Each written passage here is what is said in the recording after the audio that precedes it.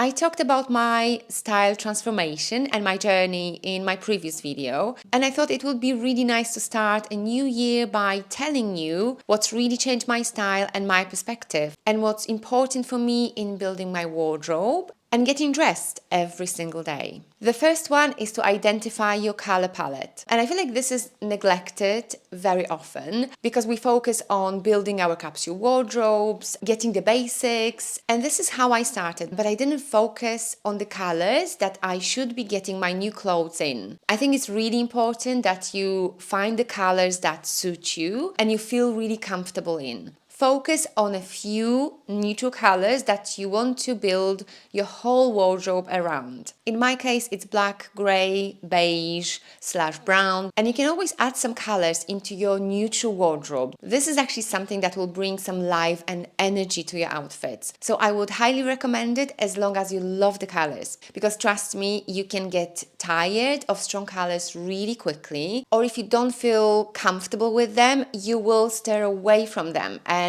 you will keep coming back to your neutrals. So stay true to yourself. If you don't like colors, don't add them. If you want some colors, I would say 1 or 2 is enough. And when it comes to neutrals or any other colors actually, focus on either warm or cool color palette. It's really important because then when you add more items in the same tone, your outfits will be more cohesive and they will tell a story. They won't contradict, they won't fight against each other. The second point that's very important and is very much connected with the color palette is finding your preferred fit and style of your clothes. A very simple example, I always start my outfits with my trousers, the fit of the trousers. What do you like and what do you feel comfortable in? Do you prefer wide leg or do you prefer cropped trousers? Or maybe you don't like trousers and you wear jeans all the time. And I would be really specific here. What material do you prefer? Wool, cotton or linen? Do you prefer your trousers to be structured or fine and fluid? There are so many things that we don't pay attention to, but in my experience, matter so much. I'm gonna give you another example since it's winter. My outerwear. My preferred outerwear is long, oversized coats. I prefer them in neutral colors, so they go with the rest of my wardrobe and they are very easy to style with pretty much everything. I always look for 100% natural fibers, but if there is like 10-20% of synthetics, I can accept it as long as the natural material is really good quality. It's warm, thick, substantial. Same with your tops, your knitwear, your t-shirts. With your t-shirts, do you prefer them more fitted or oversized? If they're oversized, will they go with the trousers that you've already chosen? Jumpers or cardigans?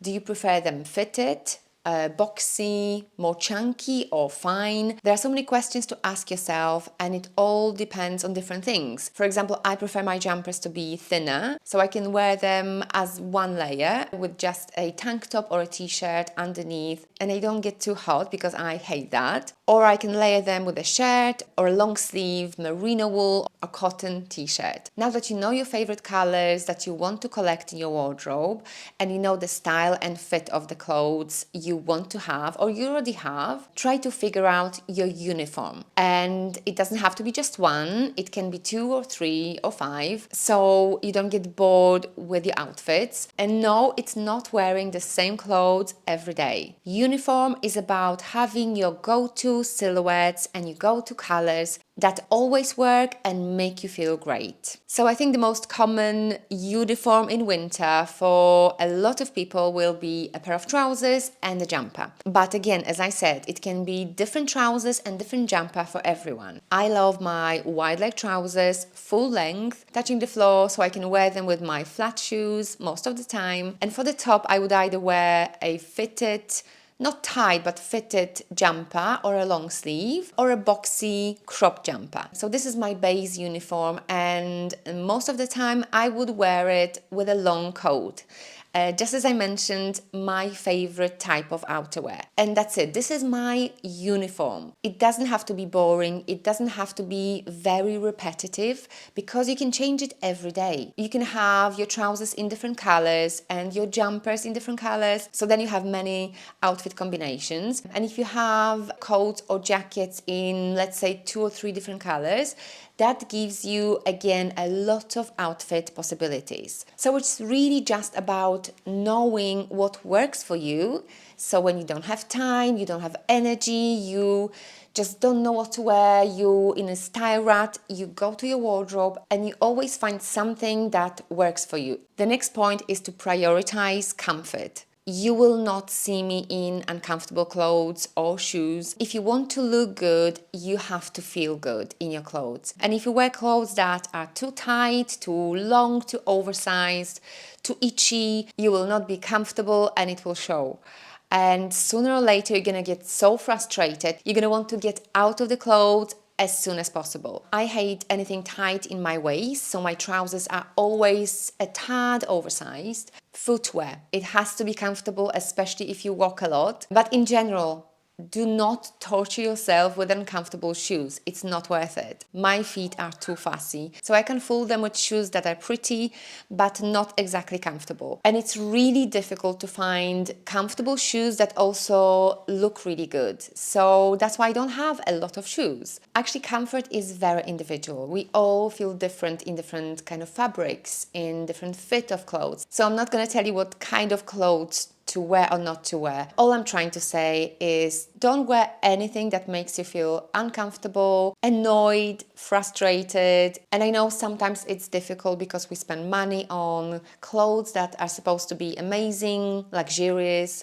they're supposed to fit really great, but if they don't, they don't. Just accept it, sell it, give it to someone who will appreciate it, and move on to something that's great for you. And that leads me to my next point, which is high quality clothes. Someone left a comment under my video and I would like to read it for you. Depending on the material, it brings your energy up or down as well, emotionally, but also spiritually. That's what makes me want to have as many 100%, I'm guessing, natural fabrics as possible. And that's exactly how I feel when it comes to natural versus synthetic fabrics. Especially wool and linen make me feel very calm and very connected to nature. I love these fabrics. I know they are very sustainable. I come from a very small village, from a farm, so that also can be the reason why I love everything that's natural. Another reason why I try to have only natural fabrics in my wardrobe, I know it's never going to be 100%, but I do my best, is environmental. I want to use fabrics that are biodegradable and don't harm the planet. For me, when I wear natural materials like cashmere, cotton, wool, I feel so much more confident, I'm very comfortable, and maybe this is just in my head, but I know I'm not gonna sweat, or not as much, and I just feel much more elegant and sophisticated. But high quality is not just about the materials, it's also about construction and finishing. So whenever you buy something new, always pay attention to every single detail. Don't settle for anything that's okay. You should really love your clothes, and every time you wear them you should feel special. Try to buy the best quality clothes you can afford. If you can't buy new, there are secondhand shops, there are secondhand platforms online, so there are places you can find even better quality secondhand than new in the shop. To find good quality clothes is always better to shop in person. You can check the fabric composition, you can look inside, you can check the lining. How does it feel? Is it soft? How are the stitches or the care labels? Are they very plasticky and cheap, or maybe made of cotton? And how much information there is on a care label. That's also very interesting, because company that wants to hide something will only give you the bare minimum they have to. And high quality clothes are always going to look more expensive, and your outfit is going to look so much more put together. Now this point is a huge one for me, and it's less shopping and more touching. I used to have my me days when I would just leave my daughters with my husband and I would go shopping, and I would always come back home with bags full of clothes. I went to Oxford Street yesterday and I bought a belt in men's section at COS in sale. I only had a few shops that I wanted to see, and I was a bit annoyed with the crowd and people around me, so I even finished before the time I had. So now I go shopping much less frequently. And here I must say, one thing really helped me, and it's secondhand shops slash vintage shops. I don't shop as much there as I used to because sometimes I would buy something that I end up not wearing and then I have to give it back. But when I go to secondhand shop, I always spend 90% of the time just touching the clothes, especially when I find a high quality garment from a really nice brand. And very often I would come back empty-handed. I actually have a friend that when we get together, we usually have a coffee or lunch and we spend a few hours in vintage shops or charity shops, just going through the clothes and discussing the construction, materials. She would tell me some fun facts about some brands because she loves fashion history, and we would try to guess the materials that the clothes are made from. And I know this is not for everyone because this is just my huge hobby. Some people don't have time or patience, but I can guarantee you when you train your hand, your eye to detect high quality and really low quality clothes, and you set yourself a really high standard, you will not be satisfied with any clothes. You will try to get the best clothes possible. This takes time. You have to be really strict with yourself. You have to be very honest with yourself, and you have to ask yourself, do I really need this? How often I'm gonna wear it? Is it gonna go with most of my clothes? Or can I create at least 5 outfits with it? And if you actually ask yourself these questions, you will buy less and your trips to shopping center will be much less frequent. I feel like it's a muscle that we train and we have to work on all the time. The last point is to dress for yourself.